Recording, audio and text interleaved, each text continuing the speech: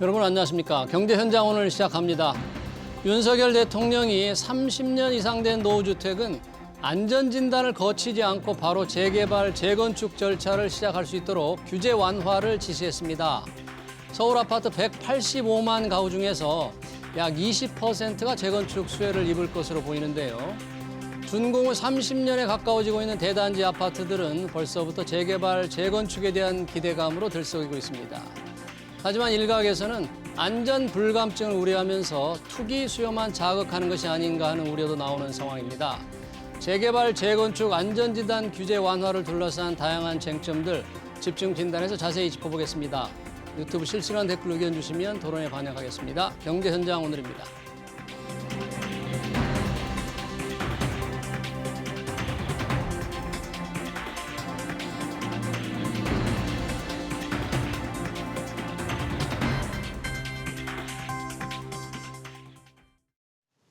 네, 안전진단 규제 완화 관련해서 토론하기 위해서 두 분의 전문가 모셨습니다. 이창무 한양대 도시공학과 교수, 이재문 창조도시경제연구소장 나오셨습니다. 어서 오세요. 안녕하십니까. 반갑습니다. 자, 지금 재개발, 재건축에 몇 가지 기준이 있는데 윤석열 대통령이 새로운 안을 내놨습니다. 노후성 기준으로, 그러니까 낡은 그 기준으로 안전진단을 획기적으로 바꿔라. 그러니까 안전진단, 위험한지 안 한지 이런 것보다는 얼마나 오래됐느냐, 과연 이게 무엇을 의미하는지 어떻게 하려는 건지 이창무 교수님, 윤석열 대통령이 지금 이런 지시를 하는데 어떤 방향으로 지금 생각하고 있는 걸까요? 글쎄요, 이 안전진단 관련된 부분은 사실 대통령 공약 중에 하나였어서, 그러니까 안전진단 관련된 30년이라는 노후도에 대한 기준도 있지만 또 안전진단을 통과했다는 게 사실 우습죠. 그러니까 안전하지 않다는 걸 인정받는 게 이제 안전진단이니까. 네. 그래서 하고 나서도 정비사업 관련된 과정들이 진행되고 이러다 보면 실제로 재건축이 이루어지는 멸실이 발생하는 시점은 거의 건축 이후 40년 지나야지 이루어지는 상황이기 때문에 실제로 그게 합리적인가에 대한 논란들이 굉장히 많았었죠. 그런 상황에서 이 재건축 안전진단에 과연 필요한 건가에 대한 가장 근본적인 질문도 있었고요. 안전진단 자체가 필요한 것인가? 그렇죠. 그러니까 여태까지 재건축이 이루어지는 아파트를 포함해서 단독, 다가구, 다세대들이 많이 재건축이 되지만 개별 필지에 있어서 그게 안전하지 않아서 정말 무너져야 되기 때문에 재건축이 이루어지는 건 아니거든요. 그러니까 실제로 도시가 성장을 하면서 네. 그 입지에 대한 수요가 증가를 하고 사람들의 소득의 증가와 선호 체계의 변화에 따라서 과거에 지어진 주택의 어떤 질적인 양적인 측면이 지금 수에 맞지 않기 때문에 이제 재건축이 발생할 수 있는 그런 힘으로 인해서 실질적인 개별 필지 재건축이든 정비 사업을 통한 재건축이든 이루어진 거라서 이 안전 진단이 게 사실 옥상 옥이었죠.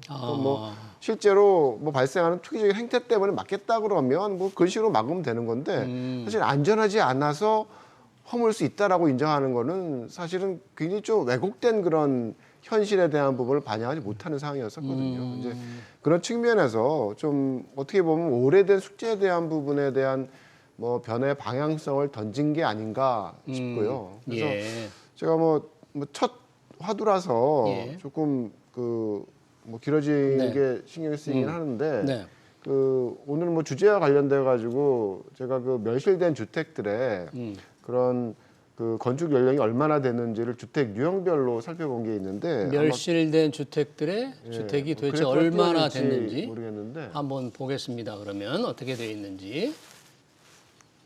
보시게 되면 저희는 이제 재건축 아파트만 관련돼서 30년이 넘어야 이제 재건축할 수 있는 그런 기준을 갖고 있기 때문에 방금 전에 말씀드렸던 것처럼 안전진단을 통과하고 나서도 정비 사업의 과정들이 막 진행이 되면 실제로 아파트가 새로 지어지는 그런 멸실 시점에 건축 연령 40년이 초과해야 돼요. 40년 초과된 게 제일 많다. 대부분 보면 이제 40년 초과 이후에 멸실돼서 이제 아파트들이 이제 재건축이 되는데 반해서 나머지 단독주택이라든지 다세대 주택이나 다가구 주택 같은 경우에는 한 20, 30년 되면 재건축이 이루어지고 있거든요. 그러니까 상대적으로 봐서 이게 자원의 낭비냐, 혹은 안전 그의 문제냐라고 따졌을 때 아파트가 아닌 비아파트는 20, 30년 되면 다 재건축이 되고 있고 양쪽으로 봐서도 실제 멸실되는 물량의 한 60% 이상을 비아파트가 차지하고 있었거든요. 예.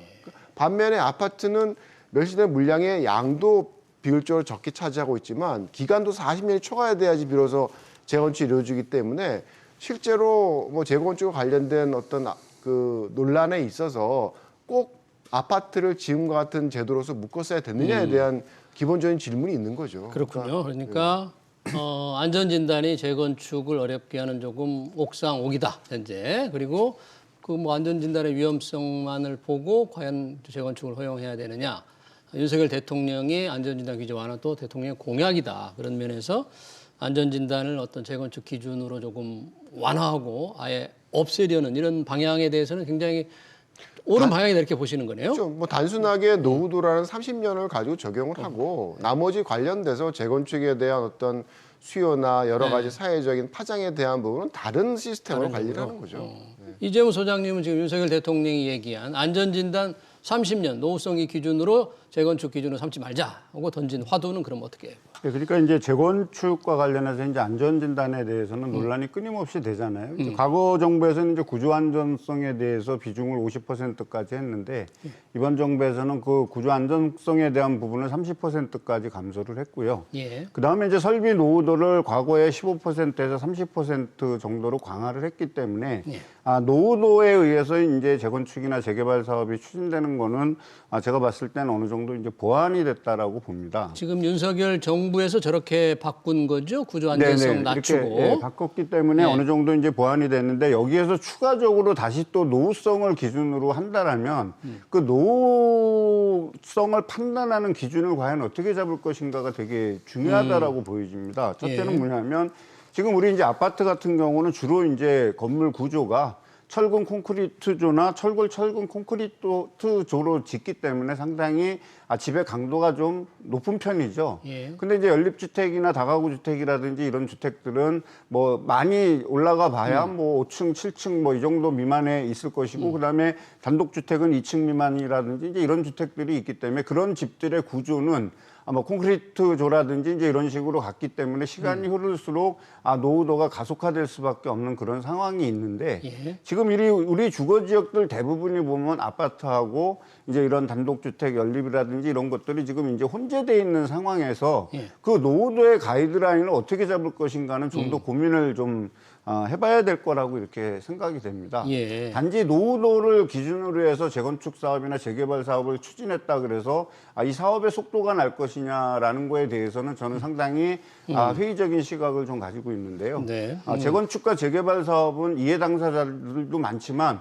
결국에 소유주의 어떤 재정적인 능력이나 그다음에 이제 소유주들이 부담해야 되는 추가 분담금, 그다음에 이 사업성의 어떤 수지가 나오지 않는다라면 설령 규제를 완화해줬다 하더라도 좀처럼 사업 추진을 하기 어렵다라는 것이 우리가 과거에서 지금까지 온 재건축 단지라든지 이런 거를 지켜봤을 때에는 좀 명백하다라고 좀 보여지기 때문에 네, 그 재건축 사업의 문제는 한번 저희가 조금 이따 얘기해 보기로 하고요. 기준을 이제 바꾸려고 하는 거. 이미 윤석열 정부에서 아까 말씀하신 대로 안전성 비준을 50%에서 30%로 낮추고 노후도를 25%에서 30%로 올린 15에서 30%. 15에서 35%로 이제 올린. 그러니까 좀 방향을 지금 그렇게 이미 온 건데 요거를 지금 다시 손질한다는 거잖아요, 방침은. 그렇죠. 이 손질한 거, 얼마 전에 손질한 거는 조금 약간 너무 뭐가 좀 부족하다, 미흡하다 그렇게 보는 건가요, 지금 정부가? 뭐 기존에 이전 정부에서 있었던 그런 안전진단 강화에 대한 어떤 그 방향성에서 다시 회귀하는 그런 방향성으로 틀었다라는 의미는 있지만 실제로 충분한 어떤 안전진단에 관련된 정상화였냐라고 물으면 여전히 질문이 있는 거죠. 지금 말씀드렸던 것처럼 왜 아파트만? 왜 아파트만 그러냐? 아파트 한 번 재건축되는데 사실은 뭐 단독주택 같은 경우에는 20년 지나서 다세대 주택, 다가구 주택 지어지고 다가구 주택 지어지고 나면 또 20년 돼서 다세대 다가구로 다시 바뀌는 그런 현상들이 이루어지고 있는데 왜 아파트만 40년 지나야지 재건축을 하게 하느냐에 대한 기본적인 질문을 던져야 되는 상황이 되는 거거든요. 그러니까 뭐 여러 가지 뭐 관련돼서 자원의 낭비다라고 얘기를 하지만 단독주택 같은 경우에는 자원의 낭비가 아닌가요? 그 아파트 재건축 한 번 되는데 단독 다세대 두 번 재건축되는 거는 자원 낭비가 훨씬 더 많은 거 아닌가요? 실제 멸실되는 주택 중에 아파트의 비중은 30%도 안 되는데 나머지 70%를 차지하는 비아파트 주택의 멸실은 자원 낭비가 아닌가요? 이제 기본적인 질문을 던져야 된다는 거죠. 그래서 예.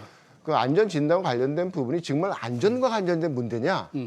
그게 아니었다라는 겁니다. 그걸 이제 우리가 인정하지 않았던 부분들을 그게 이제 아니었다는 얘기는 재건축을 그냥 어렵게 막기 위한 규제였다. 옥상 옥의 규제였던 거죠. 그렇게 본다 이거죠. 그렇죠. 그 안전하지 않아서 재건축 된 사례는 제가 알기는 없고요. 그러니까 그게 규제를 그 재건축을 막기 위한 수단으로 쓰였을 뿐이죠. 그러니까 네. 목적 자체가 재건축이 가져오는 어떤 사회적인 뭐 파장이라든가 투기의 문제라든가 이런 거를 염려해서 규제를 하겠다는 다른 수단을 써야죠. 다른 수단을 써야 된다. 이게 구조 안전성의 문제를 가지고 접근하는 거는 굉장히 잘못된 선택이었다고 생각합니다. 근데 얼핏 이제 봐서는 뭐 저희 이 시청자 댓글도 그런 게 있던데 30년 된 아파트를 이제 노후 아파트다 해서 이 좁은 땅에서 이렇게 자꾸 재건축을 하게 하는 게 맞느냐 이런 질문. 그러니까 정말 아파트가 어떤 안전성 위험성이 있다고 판단될 때 해야 되는 거 아니냐 이제 이렇게 좀 질문하신 분들이 많이 있네요. 이런 부분에 저는 대해서는. 아까 보여드렸던 그래프가 예.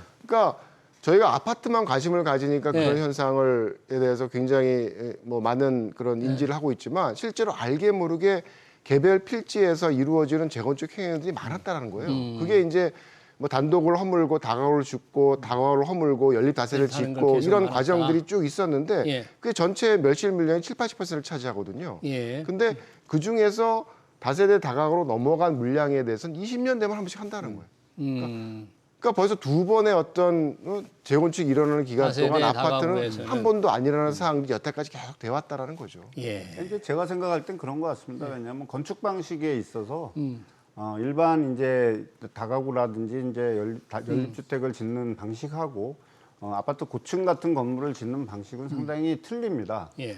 그렇기 때문에 이제 우리가 철근 콘크리트조로 건물을 짓게 되면은 감가상각도 2년에 한 번에서 50년 정도로 보장해 주는데 그렇기 때문에 이제 공동주택의 노도 이전에 이제 안전진단을 받을 때 30년으로 저는 규정했다라고 보는 거고요. 이 30년이라는 숫자가 그냥 뭐 나온 거는 아니라는 부분을 저는 좀 말씀드리고 싶고요. 30년이라는 게 최근에 이제 그 침수 사건이라든지 반지하 사건으로 인해서 어떤 주거의 지하층이 있는 경우에는 지상은 좀 건물 구조가 괜찮다 하더라도 지하가 침수가 되거나 이제 이렇게 됐을 땐 전체 건물의 안전이라든지 이제 이런 문제가 있을 수 있기 때문에 요거는 이제 서울시에서도 20년으로 줄여서 추진할 수 있게끔 이제 한 것들은 이제 안전 문제를 가미해서 이제 한 것이 아닌가 이렇게 생각을 하는데요. 예.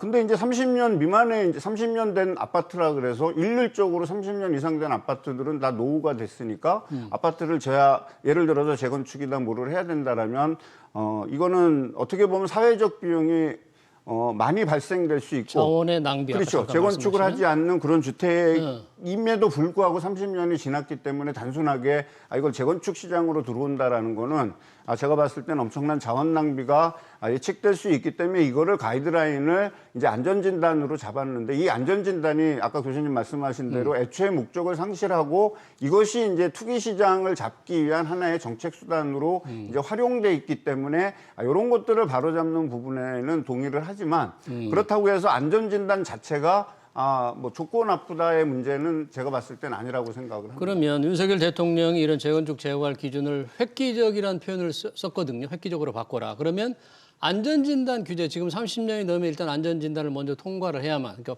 안전하지 않다는 인정을 받아야만 되는 이 안전진단 규제를 없애려는 아예 안전진단 규제 받지 않고 30년만 되면 자동으로 재건축 재개발 절차를 시작할 수 있게 만들 걸까요? 아예 없이. 그건 아직 뭐 결정이 안 된 것 같고요. 예. 어쨌든 뭐 대통령이 화두를 던졌으니까 예. 거기에 대한 뭐 정책적인 선택에 대한 부분은 고민하는 시기가 있어야겠죠. 근데 다만 이제 우리가 갖고 있었던 그런 안전 진단이라는 제도 자체가 과연 그 원하는 목적을 달성하는 수단이냐에 대한 이제 기본적인 질문이 던져지는 이제 상황이라는 거죠. 뭐 예. 아까 뭐 계속 그 자원 낭비 얘기하지만 단독주택 2개 허무는데 만들어내는 그 자원 낭비하고 아파트 한 채 허무는데 만들어내는 자원 낭비 어떻게 더 클까요? 저는 단독주택 2채 허무는 게 더 크다고 생각합니다. 그러니까 이제 뭐 구조적인 안전성에 대한 부분도 뭐 벽돌조가 콘크리트조보다 결코 안정적이지 않다고 얘기할 수가 없는 거거든요. 그러니까 여러 가지 이 논리상으로 봐서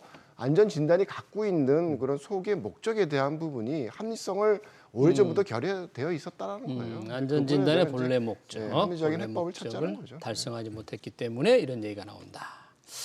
그러면 이런 이제 아무래도 노후도 문제, 근데 노후가 기준이 되면 우리 지금 전체적인 아파트나 주택 중에서 이게 30년 이상 된 노후 주택은 어느 정도 되는 겁니까 지금? 그러니까 이제 아파트 주택으로 따진다면 한 20% 정도 되지만 이제 사실은 아파트나 연립 다세대보다는 예. 더 중요한 게 우리나라 이 건축물들의 노후도가 점점 많아지고 있다라는 겁니다. 얼마 전에 건축물의 노후도. 네, 강남에서도 건물이 붕괴될 우려가 있다라고 이제 이렇게 한번 나와갖고 대피도 하고 사회 이슈화가 된 그런 문제가 있었는데 서울시만 놓고 보더라도 전체 건축물의 절반, 그러니까 49.5% 정도가 30년 이상 된 이제 노후 건축물로 이제 분류가 되고 있습니다. 건축물은 아파트만 아니라 전체 건물을 다 해서 건축물을 봤을 때요. 그리고 이제 이 상태가 어떠한 뭐 신축을 하기 위해서 멸시를 하거나 이제 이런 것이 되지 않았을 때에는 2024년 내년 연말 정도가 되면 한 61.8%에 달할 걸로 지금 추정되고 있거든요. 노후도가 계속해서. 그러면 이제 상당히 우리 서울시만 놓고 보더라도 예. 상당히 건물이 노후 건축물이 지금 많다. 그래서 노후 건축물이 많아진다라는 얘기는 붕괴 위험도 있을 수 있고 이제 이런 부분들이 있을 수 있는데 그러면 사전에 어떤 건물의 안전이라든지 안전 진단을 좀 강화해서 불의의 재난을 예방해야 될 필요도 있고 이것이 큰 그림을 가지고서 이 노후 건축물을 재개발이나 재건축을 하기 위한 어떤 정책 기반이라든지 이제 이런 것들이 단계별로 되거나 아니면 종합계획이 수립된 상태에서 사업이 좀 추진될 그런 필요는 있을 정도로 사실은 조금 이 노후 건축물들이 지금 많은 상황입니다. 과거에 우리 경제 발전을 하면서 급속도로 만들어진 도시였기 때문에 예. 또 이것이 일순간에 지금 다가오는 어떤 그런 부분들도 있다라고 이제 보여지면 되는데요. 예. 듬성 이제 쉽게 얘기해서 건축주나 소유주들이 이제 건물을 신축을 하거나 아니면 이제 이렇게 갖고서 이제 이렇게 갔을 그런 지역에 이제 많을 경우에 노후도 평가를 어떻게 할 것인가는 하나의 기술적인 문제로 다시 많은 고민이 좀 돼야 되지 않을까 이렇게 생각이 됩니다. 노후도 오래된 아파트나 건물이 굉장히 많은 건 현실인데 그래서 이제 윤석열 대통령이 안전진단보다는 노후도 기준으로 이제 재건축, 재개발 기준을 획기적으로 바꾸고 나면 만약에 정부가 이제 곧 그 국토교통부가 안을 낼 텐데요. 뭐 안전진단 기준을 없애든 아니면 안전진단 절차 받지 않고도 재건축 사업이 좀 속도를 낼 수 있게 한다면 실제로 재건축, 재개발 사업이 조금 속도를 많이 낼 수 있을까요? 어떻게 보십니까? 저는 뭐 노후도로 바꾼다라는 것 자체가 뭐 재건축이 될 수 있는 그런 뭐랄까요 대문을 통과를 하는 거지 그게 결실을 보는 건 아니니까요. 그러니까 뭐 이게 안전 진단에 대한 부분을 완화하고 노후도를 가지고 한다 그래서 뭐 모든 관련된 40년 된 이상 된 아파트가 바로 재건축으로 들어갈 수 있다고 생각하지 않습니다. 예. 그 이후에 이제 벌어지는 상황은 그 재건축 관련된 단지가 얼마나 사람들의 어떤 수요가 있는 인기 지역이냐에 따라 달라질 거고 예. 같은 뭐 서울시라고 하더라도 40년 되고 50년 된 아파트는 여전히 뭐 재건축이 안 일어나는 아파트도 있을 겁니다. 그러니까 결과적으로는 이제 이 앞에 트레시홀드와 같은 그런 그 효과를 좀 거둠으로써 이제 나타나는 현상은 정말 수요가 있는 곳은 뭐 재건축이 좀 더 원활하게 갈 수가 있겠지만 그렇지 않은 곳은 별 영향이 없겠죠. 그래서 실제로 필요한 곳에 재건축이 일어날 수 있는 그런 좀 더 유연한 그런 시스템이 이제 가능할 거라고 생각을 합니다. 그리고 예. 아까 잠깐 그 노후와 관련된 부분도 이게 아파트와 사실은 연관될 수밖에 없는 게 예. 오늘 뭐 보여주시는 자료들 중에 노후주택 비율을 동수를 가지고 그 계산한 통계가 있고요. 동수로 노후주택 비율을 한번 볼까요? 동수로. 치면 예. 뭐 50% 이상. 그다음에 이 수장님 말씀하셨던 것처럼 뭐 몇 년 지나면 60%가 될 수도 있어요. 근데 그거는 동수의 비율이거든요. 예. 근데 그거를 세대수의 비율로 보게 되면 세대수 30년 된 이상 된 그 주택의 세대수는 전부 따지면 뭐 전체 한 20% 남짓 정도 됩니다. 예. 제가 알기로는 예. 그 얘기는 뭐냐면 아파트 같은 경우에는 오래된 아파트들이 많다 그랬잖아요. 상대적으로 뭐 시기적으로 보게 되면 재건축이 이루어지지 않은 부분들이 비아파트에 비해서 재건축이 아파트가 더 늦게 일어나기 때문에 실제로 40년 된, 30년 이상 된 아파트들이 많아요. 많다, 상대적인 이거죠? 비율로 보게 되면. 예. 그래서 결국 아파트 같은 경우에는 한동안에 여러 세대가 있으니까 이제 그런 측면에서 노후도와 관련된 이슈도 결코 아파트에 대한 선택과 달리 갈 수가 없다라는 거죠. 네. 많은 부분이 아파트에 대한 부분이고 노후주택에 대한 문제를 해결하는 그런 선택도 네. 아파트에 대한 재건축과 연결되어 있는 부분이 상당히 크다는 거를 좀 예. 인지할 필요가 있을 것 같습니다. 일단 안전진단 규제를 조금 완화하면 재건축에 대한 문턱을 대폭 낮추는 그런 이제 효과가 있는데 실제 그럼 재건축 재개발이 잘 되느냐 이건 또 다른 문제인데 안전진단 규제를 완화했다고 더 완화했다고 가정을 하고 실제 재건축 재개발을 조금 어렵게 만드는 현재의 규제는 또 뭘 들 수 있을까요? 어떤 상황 때문에 여전히 잘 힘들다 안 된다? 이 제도적으로는 거의 다 이제 저는 풀렸다라고 제도적으로는? 봅니다. 네, 그러니까 재건축 재개발을 하기 위한 입법의 미비도 상당 부분 보완이 됐고요. 그다음에 이제 실무적으로 뭐 신통 기획이라든지 이제 어떤 이런 부분들로 인해서 공공에서 할 수 있는 부분에서 좀 기간을 당겨주거나 이제 이런 것들은 이제 충분히 어느 정도 이제 돼 있다라고 보여지는데 결국에 이제 재건축하고 재개발을 진짜 어렵게 만드는 거는 그 지역 해당 구역 안에 있는 주민들의 화합과 그다음에 이제 그 안전진단을 넘어섰을 때 이제 추진위 단계에서 조합을 만들어서 관리 처분 계획을 채워서 이주 명도까지 이루어지는 이 기간을 실질적으로 줄여야 되는데 그 기간을? 근데 실제로 이 기간을 줄일 수 있는 해법은 예. 사실 뭐 거의 저는 마련이 돼 있지 않다라고 봅니다. 왜냐하면 이게 개인의 소유권의 문제가 있고 동의율에 대한 어떤 문제들이 있기 때문에 아까도 말씀드렸지만 사업성이라든지 아니면 추가 분담금의 문제라든지 이런 것들이 좀 논의가 되거나 이제 이렇게 돼 갖고서 주민들의 합의가 이루어지기 전까지는 험난한 길을 가야 된다. 다만 이 안전진단의 뭐 노후도라든지 이런 거는 이제 재건축을 하기 위한 초기 단계에서의 좀 시간 간격 예. 그리고 그 안전진단을 받기 위해서 뭐 한 번 받고 두 번 받고 뭐 이렇게 여러 번 받을 수 있지 않습니까? 어떤 그런 기간들은 상당 부분 좀 줄어들 수 있겠지만 본질적인 문제는 아직까지 그대로 있기 때문에 만약에 재건축과 재개발을 사업을 원활한 속도로 가기 위해서는 그런 부분에 대한 어떤 해법도 같이 좀 대안이 제시돼야 될 거라고 생각을 합니다. 예.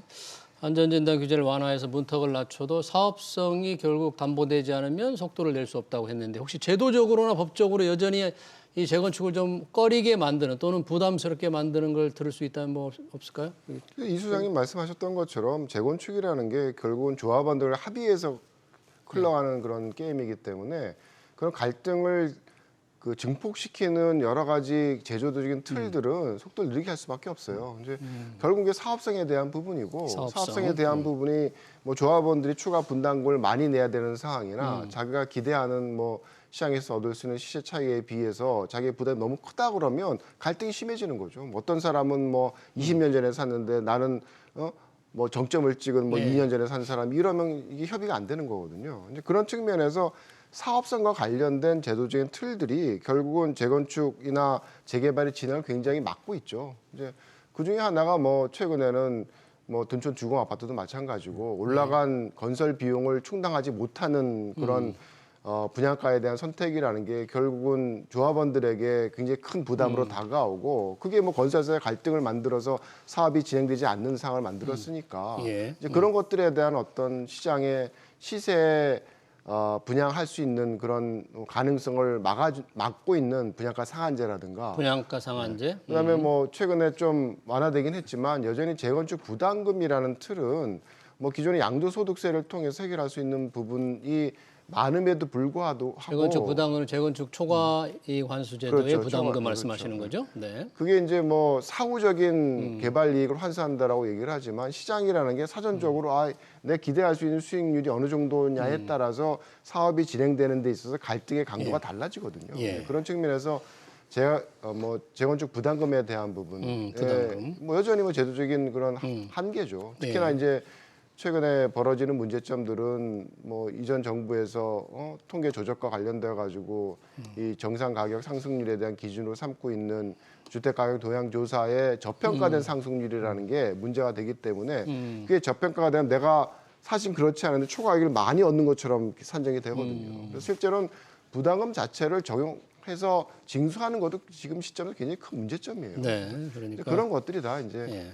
재건축의 어떤 속도를 원활하게 하지 못하는 그러네요. 거죠. 그러니까 안전진단 규제를 완화하더라도 가장 중요한 사업성이 과연 있을 것이냐. 그리고 제도적으로도 재건축 초과이익 환수제 같은 부담금 제도도 여전히 재건축을 조금 어렵게 하는 그 규제로 이제 작용을 현재 하고 있다. 그렇게 볼 수 있겠네요. 그러니까 안전진단 규제를 추가로 완화한다고 하는데 그 이후에도 정말 속도를 낼지 여부는 좀 더 여러 가지 환경, 여러 가지 제도 변수들이 많이 아직은 남아 있다고 봐야 되겠네요. 이번에 또 윤석열 대통령이 그 모아타운 같은 소규모 도시 정비 사업에도 국가 지원을 강화하겠다. 지금 모아타운 같은 게 좀 많이 속도를 지금 내고 있는 겁니까? 아니면 좀 부진한 겁니까, 현재? 이 모아타운이라는 게 어떻게 하는 거예요, 우선? 그러니까 일단 그 저층주거지, 노후된 저층주거지 10만 제곱미터 이내의 노후된 저층주거지를 이제 규제 용적률을 완화한다든지 중상향을 통해서 예. 어떤 새로운 신규 주택 지역으로 이제 탈바꿈하겠다라는 어떤 이제 의도로 시도되고 있고요. 이제 현재 뭐 사업 신청 단계에서 이제 조금 이제 하고 있고 현재 이제 본격적으로 사업 시행 인가가 난 거는 번동 이제 한 군데였는데 번동이 조금 이제 답보 상태에 있었던 거는 이주 대책이라든지 이제 임차인이라든지 이제 이런 부분들에 조금 문제가 있어서 조금 이제 답보가 됐는데 이제 그것이 대안이 마련됐기 때문에 이제 번동이 이제 하고 그 다음에 이제 중화동 쪽에 이제 하나가 이제 더 추진되는 게 이제 시범 지역으로 2개가 이제 추진이 되고 있습니다. 그러니까 현재까지 좀 가시화된 거는 이제 이런 부분이 있는데 무화주택 당시 신청할 당시에 동의율이 30%밖에 안 되기 때문에요. 나중에 이것이 이제 본 사업으로 가기 위해서는 뭐라 하면 상당히 그 지난한 노력과 이제 어떤 토론이 거쳐지고 주민 동의가 있어져야 되는데 이때 이제 서울시에서 어떻게 이제 이 공공의 어떤 영역을 최대한 발휘해서 거버넌스를 형성할 것인가가 향후 무화주택의 사업성과의 어떤 쉽게 얘기해서 디딤돌이 될 수 있을 건지에 대해서 지금 이제 조금 관심이 집중되어 있는 그런 상황입니다. 네. 저희 지금 이제 공급을 늘리기 위한 문제로 또 하나 이제 관심되는 게 현재 좀 부실 우려가 많이 재고 있는 부동산 프로젝트 파이낸싱, 부동산 PF들입니다. 금융회사들이 지금 조금 어려워도 연장을 지금 하면서 그 사업 현장이 조금 버티고 있는 것 같은데요. 이게 지금 금리가 뭐 낮아진다고는 하지만 여전히 높은 수준.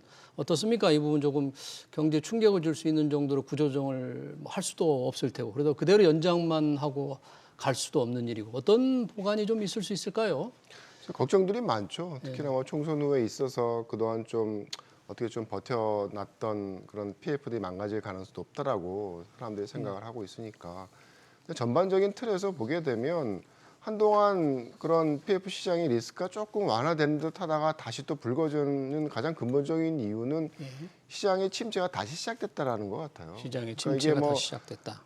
실제로 향후에 뭐 분양성이라든가 어떤 수익성에 대한 부분이 결국은 시장의 가격에 대한 기대가 어떻게 되느냐에 따라 달라질 것이기 때문에 이제 그런 부분에 대한 기대가 상당히 회복이 됐다 그러면 뭐 부동산 PF에 있어서의 어떤 리스크도 조금씩 덜어가는 그런 과정이 됐겠죠. 그런데 최근의 현상이라는 거는 다시 또 더블 딥의 그런 상황으로 가는 것처럼 이제 나타나고 있기 때문에 이제 큰 틀에서는 그런 시장 침체에 대한 부분을 어떻게 끌고 갈 거냐에 대한 정부의 선택이 가장 큰 골격을 이룰 수 있는 대안이라고 생각을 합니다. 그래서 과연 계속 침체시키는 것이 옳으냐에 대한 또 합리적인 판단을 해야 될 거고 뭐 짧게 말씀드릴 일은 아니지만 사람들이 생각하는 것보다는 국내에 있어서 주택 가격이 다른 나라에 비해서 많이 오른 것도 아니고 해당 시점 고금리 시기에 있어서 떨어졌던 어떤 폭을 보게 되면 다른 뭐 나라보다 많이 떨어졌거든요. 오른 건 많이 오른 게 아니고 떨어진 것도 많이 떨어졌다. 우리나라 주택이. 그렇죠. 네. 네. 특히나 뭐 서울시 같은 경우에는 좀 다르지만 네. 어쨌든 서울시를 제외한 다른 곳의 상황은 그렇고 서울시의 어떤 주택 가격에 대한 어떤 소득 대비 비율도 다른 세계 대도시에 있어서의 그런 중심 도시의 소득 대비 주택 가격 비율과 비교해서 정말 극도로 높다고 얘기할 수 있는 상황은 아닌 것 같아요. 그래요? 그러니까 이제 과연 지금의 어떤 공급 부족이 예상되는 시점에서 시장의 지속적인 침체가 과연 당연한 거냐에 대한 어떤 질문을 한번 던져봐야 될 시점이 된 거고 그와 관련돼서 시장 정상화 관련된 부분들 또뭐 저희가 가질 수 있는 다양한 뭐 투자 기능을 하고 있는 다주택자에 대한 부분들, 또 그다음에 최근에 논란이 됐던 그 실거주 의무와 실거주 관련된 의무, 부분도 폐지 완화 안 된 거. 사실은 1주택자잖아요. 예. 무주택자였다가 주택을 얻으면서 이분들이 그 뭐 우리가 싫어하는 그런 갭 투자를 했을지 모르지만 어쨌든 전세 주택을 공급하는 그런 공급자로서 역할을 분명히 오랫동안 해왔고 그게 예. 정상적인 구도니까 이제 그런 식의 어떤 시장에서의 우리가 가지고 있었던 정상적인 시스템들을 다시 도입을 회복을 하는 것이 예. 시장에 있어서의 어떤 뭐 PF 시장의 리스크를 그러네요. 좀 더 회복시킬 수 예. 있는 그런 우리 가장 골격이 되는 변화가 아닐까 생각합니다. 우리 이창훈 교수님 부동산 PF 문제가 시장에 이제 더블 딥 다시 한번 이제 침체가 되기 때문에 생긴 문제인데 과연 이걸 어떻게 할 거냐, 시장 침체를 계속 두고 볼 거냐라는 이제 질문인데 짧게 우리 소장님 보시기에 이 PF 시장의 정상화 좀 바로 될 수 있을 것 같아요? 아니면 좀 오래 이런 부진이 될 것 같아요? 글쎄 저는 이제 정상화가 안 된다라고 봅니다. 안 된다? 왜냐하면 부동산 프로젝트 파이낸싱의 본질은 어떤 부동산 담보를 가지고 금융기관에서 시행사한테 돈을 빌려주는 게 아니라 사업성을 담보로 하는 거거든요. 예. 그럼 이제 사업성이 좋아지려고 그러면 주택 가격이 많이 올라가고 금리가 낮아져야 되는데 지금 이제 그 금융 컨디션은 사업성은 나빠지고 금리는 올라가 있는 상태에서 횡보가 하는 이런 상황이라면 알겠습니다. 모든 사업이익이 다 함몰됐기 때문에 당분간 회복이 어렵다. 알겠습니다. 당분간 조금 PF 시장이 좋아지지 않을 거라는 조금 비관적인 그런 전망을 해주셨네요. 네, 재건축, 재개발 기준, 안전진단 완화에 관한 토론 여기서 마치도록 하겠습니다. 지금까지 이창호 한양대 도시공학과 교수, 이재문 창조도시경제연구소장이었습니다. 고맙습니다.